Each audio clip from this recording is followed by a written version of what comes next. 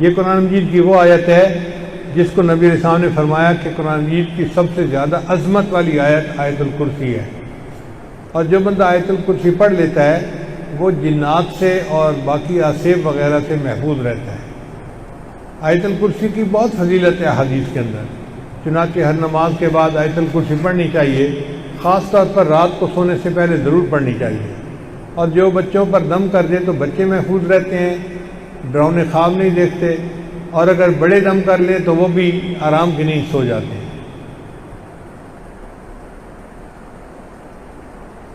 ایک مرتبہ ابو ہریرہ رضی اللہ عنہ کی گندم تھی تو وہ چوری ہو جاتی تھی، تو وہ بڑے حیران کہ بھائی میری گندم کون چوری کر کے جاتا ہے؟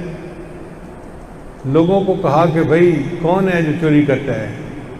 پھر چوری ہو گئی۔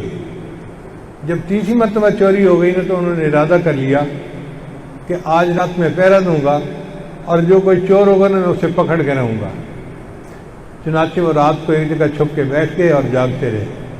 اللہ کی شان کہ جب گہری رات ہو گئی تو ایک بندہ آیا اور اس نے کچھ اس میں سے گندم چرانی شروع کر دی۔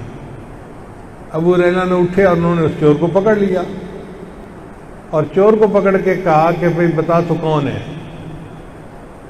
اس نے کہا میں تو ہوں شیطان، تنگ کرنا چاہتا تھا، ایسی آپ کی گندم چوری کر رہا تھا، لیکن آپ مجھے چھوڑ دیں، میں آپ کو ایک بڑی اچھی بات بتاتا ہوں۔ انہوں نے پوچھا کہ کیا بتاتے ہو؟ اس نے کہا کہ جب تم آیت الکرسی پڑھتے ہو نا تو تم میرے ہتھ کنڈوں سے محفوظ ہو جاتے ہو۔ تو ابو ہریرہ نے اس کو چھوڑ دیا۔